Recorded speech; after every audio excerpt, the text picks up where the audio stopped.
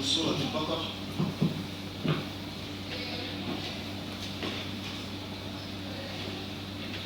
في أول آية من هذه الآيات يضرب الله عز وجل مثلا لتضعيف ثواب من أنفق ماله في سبيل الله.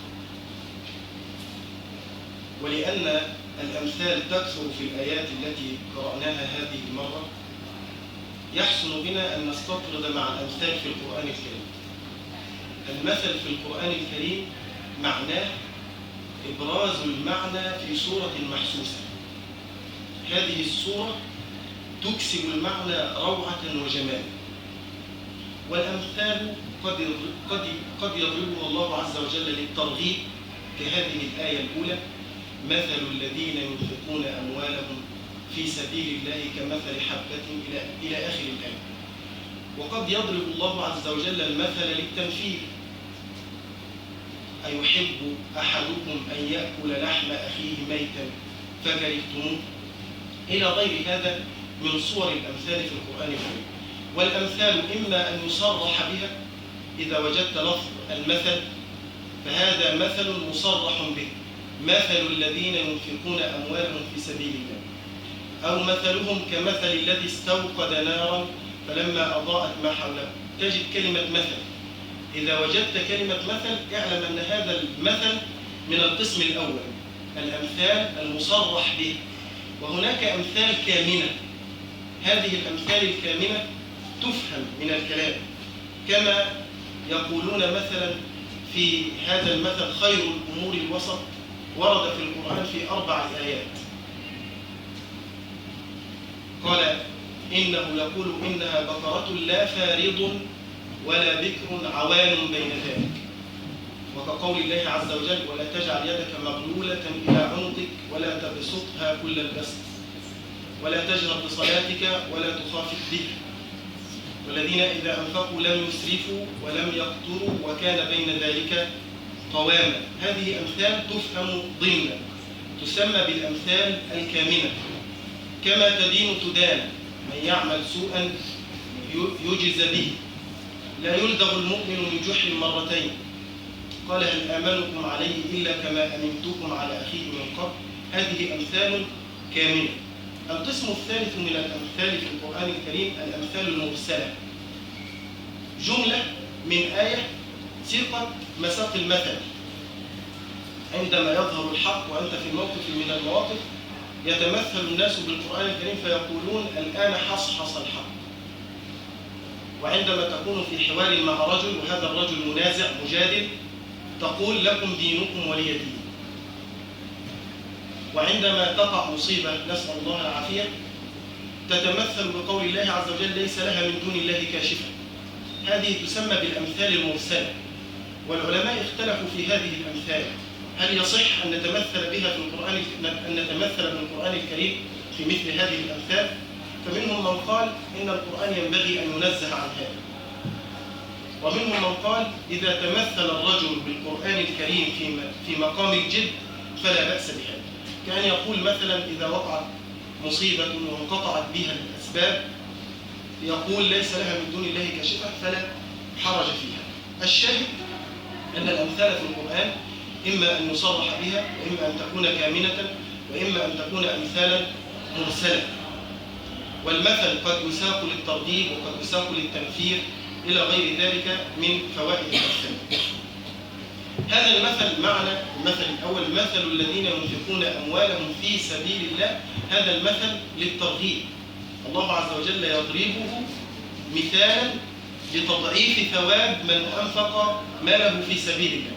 يقول إن الله عز وجل يضاعف ثواب هذا الرجل بهذه الهيئة: كمثل حبة أنبتت 7 سنابل في كل سنبلة 100 حبة. كم يكون هذا الجزاء؟ 700 ضعف. وهذا المثل أبلغ من عدد 700. الله عز وجل لم يصرح بهذا العدد 700، وإنما ضرب المثل بهذه الكيفية إشارة إلى أن الأعمال الصالحة ينميها الله عز وجل كما ينمي النبات. فالعمل الصالح، النفقة ينميها الله عز وجل كما ينمي هذا النبات أو هذه البذرة إذا كانت في أرض طيبة. مثل الذين ينفقون أموالهم في سبيل الله كمثل حبة أنبتت 7 سنابل في كل سنبلة 100 حبة والله يضاعف لمن يشاء بحسب إخلاص العامل والله واسع عليم. واسع يعني فضله كثير، وعليم يعني يعلم من يستحق ومن لا يستحق. وفي سبيل الله مثل الذين ينفقون أموالهم في سبيل الله قيل الجهاد وقيل الحج وقيل غير ذلك من سبل الخيرات. ثم يسوق الله عز وجل في الآية التي بعدها ثوابا آخر غير هذا الثواب. الثواب الأول مضاعفة ثواب هذه النفقة. الثواب الثاني لا خوف عليهم ولا هم يحزنون. الخوف يكون من المستقبل والحزن يكون على الماضي. لا خوف عليهم فيما يستقبلون من أمور الدنيا والآخرة ولا هم يحزنون على ما فاتهم من أمور الدنيا فيما مضى. الذين ينفقون أموالهم في سبيل الله ثم لا يتبعون ما أنفقوا منا ولا أذى. انتبه، حتى تقبل النفقة لا بد من توفر الشرط وانتفاء المانع. توفر الشرط هو الإخلاص الذي هو في الآية في سبيل الله ابتغاء مرضات الله، وانتفاء المانع ألا يتبع هذه النفقة منا ولا أذى. الذين ينفقون أموالهم في سبيل الله هذا هو الشرط، ثم لا يتبعون ما أنفقوا منا ولا أذى انتفاء المانع لهم أجرهم عند ربهم ثوابهم ولا خوف عليهم ولا هم يحزنون. ثم يقول الله عز وجل أو يذكر مراتب الإحسان، 4 مراتب للإحسان لو تأملت معه. يقول قول معروف، هذه مرتبة، ومغفرة، هذه مرتبة ثانية، خير من صدقة يتبعها أذى، هاتان مرتبتان. ما دام قال خير من صدقة يتبعها أذى يبقى هناك صدقة لا يتبعها أذى. يبقى عندنا للإحسان 4 مراتب. المرتبة الأولى وهي أعلى مرتبة وأفضل مرتبة النفقة التي لا يتبعها من ولا أذى، وهذه فهمت من الآية من مضمون الآية. ثم بعد ذلك يأتي القول المعروف، الإحسان بالقول. ثم بعد ذلك يأتي العفو والصفح، أقصد المغفرة، العفو والصفح عمن أساء إليك.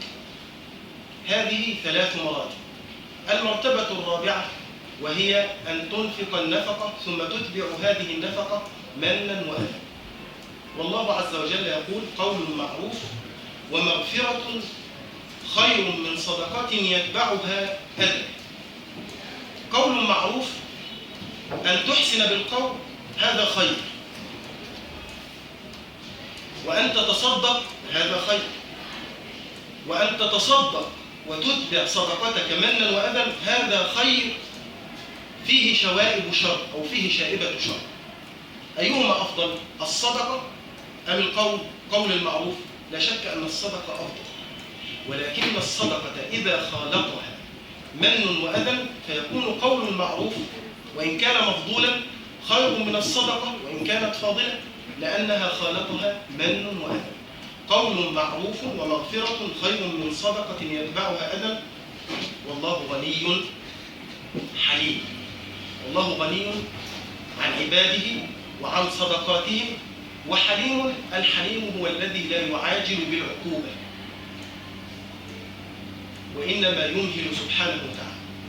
ثم بعد ذلك ساق الله عز وجل 3 أمثال من أروع أمثلة القرآن الكريم.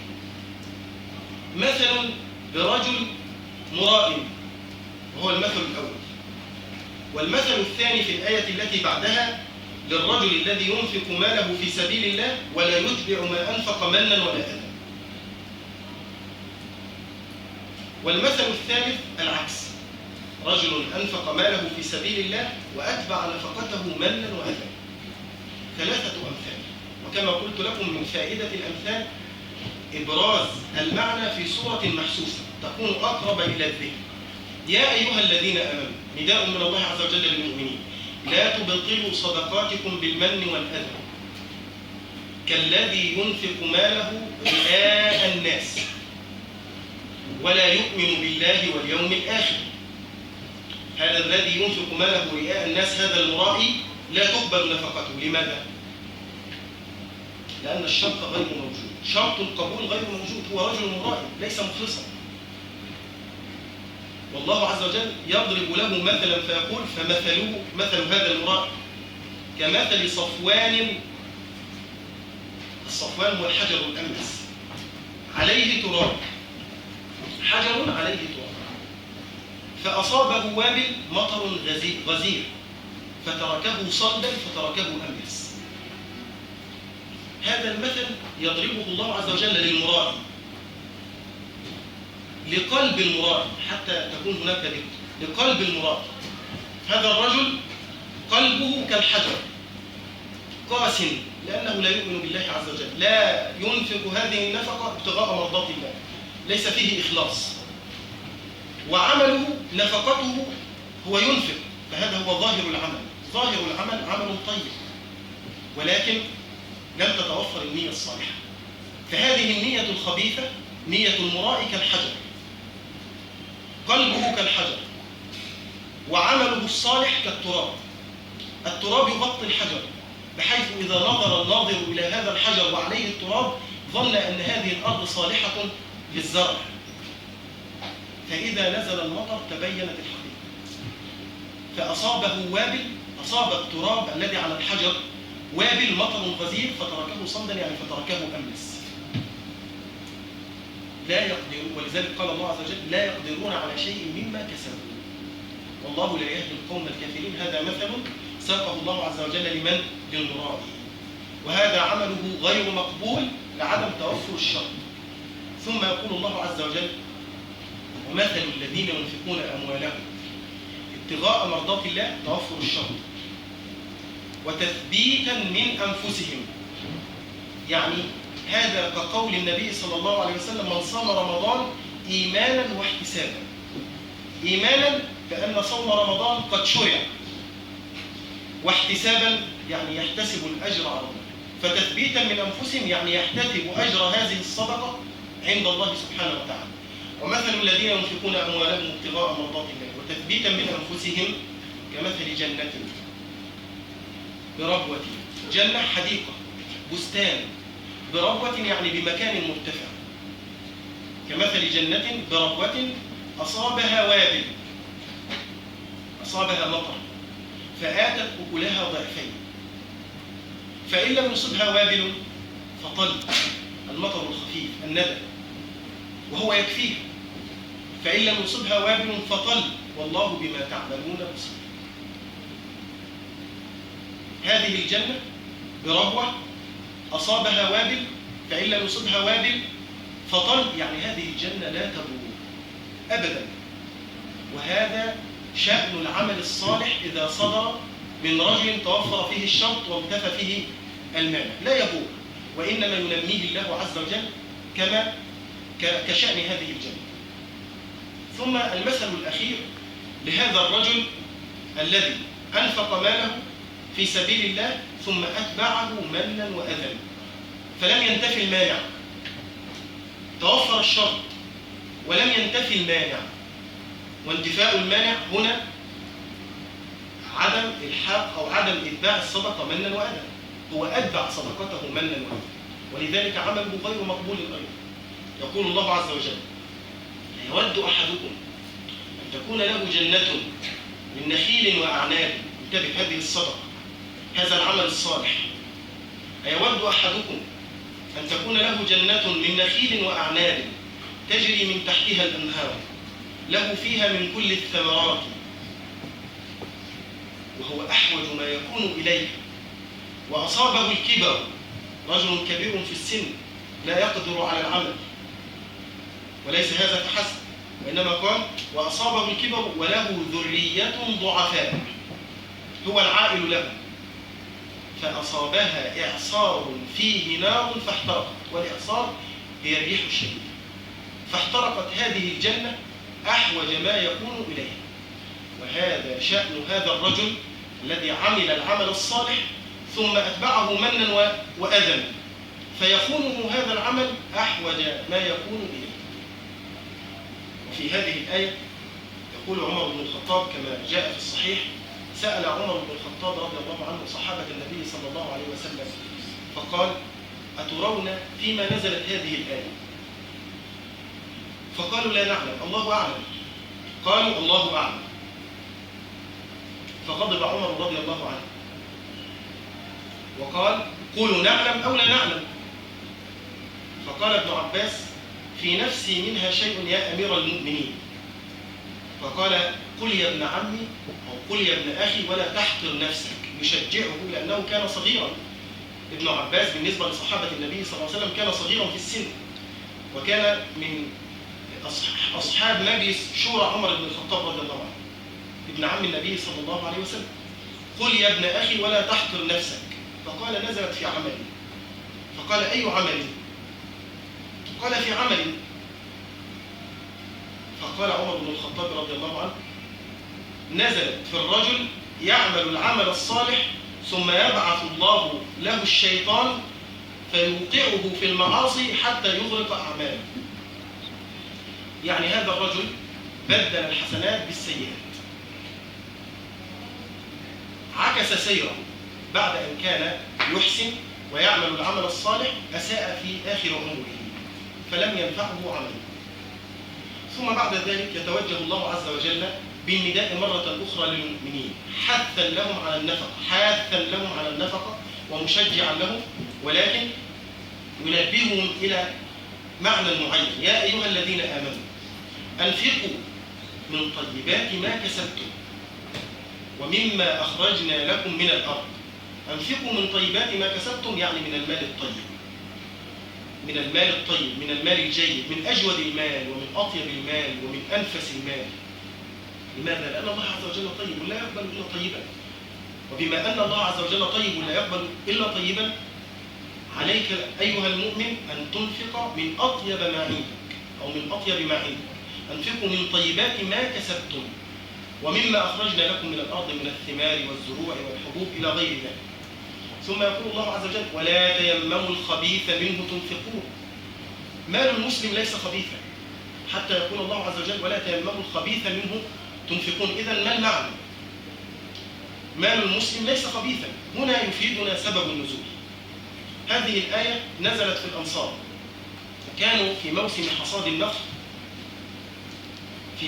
حصاد النخل يأتون بالأقناء، والأقناء جمع قن، هذا العرجون الذي يكون فيه البلح والتمر، ويعلقونه في مسجد النبي صلى الله عليه وسلم بين الأعمدة.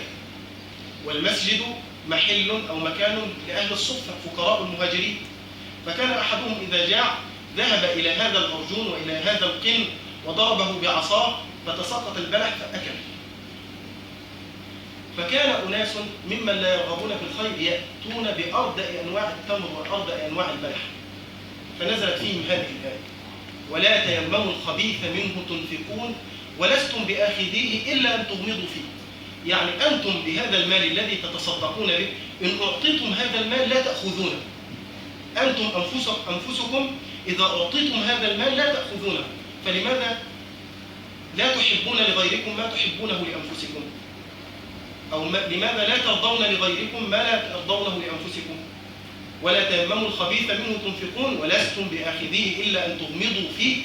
أن تغمض في الأمر يعني أن تتغافل عنه، يعني لا تأخذون هذا إذا سيق إليكم إلا استحياء إغفاء، ولستم بآخذيه إلا أن تغمضوا فيه. واعلموا أن الله غني عنكم وعن صدقاتكم حميد فعيل بمعنى مفعول. واعلموا أن الله غني حميد يعني غني محمود، فالله سبحانه وتعالى محمود في أقواله ومحمود في أفعاله ومحمود في شرعه ومحمود في قدره، لا إله غيره ولا رب سواه سبحانه وتعالى. ثم يقول الله عز وجل: الشيطان يعدكم الفقر ويأمركم بالفحشاء. يعدكم الفقر يعني يخوفكم الفقر. لماذا؟ حتى تمسكوا ما بأيديكم فلا تتصدقون به. يعدكم الفقر ومع ذلك يأمركم بالفحشاء يعني يأمركم بالمعاصي وبارتكاب المآثم والمحرمات. فهو لا يكتفي بأنه يخوفكم الفقر، وإنما مع ذلك يأمركم بفعل المعاصي وبفعل المنكرات. الشق الثاني من الآية جاء مقابلا للشق الأول لو انتبهت معه. الشيطان يعدكم الفقر والله يعدكم فضلا. الشيطان يأمركم بالفحشاء والله يعدكم مغفرة. الشيطان يعدكم الفقر ويأمركم بالفحشاء والله يعدكم مغفرة منه وفضلا والله واسع عليم. سبقت معنا. يؤتي الحكمة من يشاء. الله سبحانه وتعالى يؤتي الحكمة من يشاء. وتعددت أقوال المفسرين في المراد بالحكمة. قيل الحكمة هي العلم، وقيل الحكمة هي الفقه في الدين، وقيل الحكمة هي القرآن، وقيل الحكمة هي معرفة ما يتعلق بالقرآن من معرفة ناسخه ومنسوخه وأسباب نزوله، الأبحاث المتعلقة بعلوم القرآن. وقيل الحكمة هي السنة، وقيل الحكمة هي النبوة. والصحيح أن الحكمة أعم من النبوة. النبوة أعلى شيء فيه، النبوة أعلى شيء في الحكمة، وأتباع الأنبياء ينالهم من الخير كذلك، من الحكمة كذلك لا ينالهم النبوة، لا تنالهم النبوة، لأن النبوة اصطفاء وليست بالاكتساب. الله عز وجل يصطفي من الملائكة رسلا ومن الناس، فالحكمة أعم من النبوة. ولا تعارض بين هذه الأقوال، فهي تشمل العلم وتشمل الفقه في الدين وتشمل الرأي الصائب وتشمل العقل. لا حسد إلا في اثنتين، كما قال النبي صلى الله عليه وسلم: رجل أتاه الله مالا فسلطه على هلكته في الحق، ورجل أتاه الله حكمة فهو يقضي بها ويعلم. والحكمة العلم، القرآن، الفقه في الدين. يؤتي الحكمة من يشاء ومن يؤتى الحكمة فقد أوتي خيرا كثيرا وما يذكر إلا أولو الألباب. يعني لا ينتفع بالموعظة ولا يتذكر إلا أصحاب العقول. ثم بعد ذلك يقول الله عز وجل: إن تبدوا الصدقات يؤتي الحكمة من يشاء ومن يؤتى الحكمة فقد أوتي خيرا كثيرا وما يذكر إلا أولو الألباب وما أنفقتم من نفقة. نفقة نكرة في سياق الشرط، والقاعدة تقول النكرة في سياق الشرط تفيد العموم. وما أنفقتم من نفقة، أي نفقة للعموم، أو نذرتم من نذر، أي نذر، فإن الله يعلم. وما الذي سيترتب على علم الله عز وجل لهذه النفقة ولهذا النذر؟ المجازاة. يجازيكم بأوفر جزاء. وما أنفقتم من نفقة أو نذرتم من نذر فإن الله يعلمه، يعني يعلمه فيجازيكم عليه. وما للظالمين من أنصار. والظالمون هم أصحاب المعاصي، ليس لهم من أنصار يوم القيامة.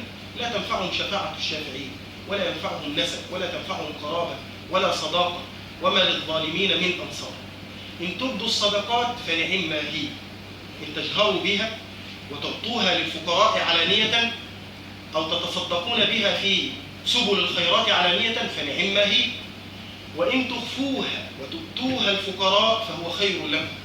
فالآية أصل في أن الإسرار بالصدقة أفضل من الإعلان به، ولكن قد يكون الإعلان بها أفضل إذا كان هناك من يقتدي بك إذا رأك وأنت تتصدق. إذا رأك الناس وأنت تتصدق تأسوا بك، فتكون الصدقة في الجهر من هذا الوجه أو من هذه الحيثية أفضل من صدقة السر. وإلا فالأصل أن صدقة السر أفضل، لأنها أقرب إلى الإخلاص وأبعد ما تكون عن الرياء، كما جاء في الحديث عن أبي هريرة رضي الله عنه قال: قال رسول الله صلى الله عليه وسلم: 7 يظلهم الله في ظله يوم لا ظل إلا ظل: إمام عادل، وشاب نشأ في عبادة الله، ورجل قلبه معلق بالمساجد أو في المساجد، روايتان، ورجل ذكر الله خاليا ففاضت عيناه، ورجل دعته امرأة ذات منصب وجمال فقال: إني أخاف الله، ورجل تصدق بصدقة، هذا هو الشعر، ورجل تصدق بصدقة فأخفاها حتى لا تعلم شماله ما أنفقت يمينه. فهذا أصل، يعني دليل من السنة على أن صدقة السر أفضل من صدقة العلانية، وأن الأصل في الصدقة الإسراء. وإن تخفوها وتؤتوها الفقراء فهو خير لكم ويكفر عنكم من سيئاتكم، رفع للدرجات، والله بما تعملون خبير فيجازيكم عليه. وبهذه الآية نكون قد انتهينا من هذا الربع المقرر في هذه المرة.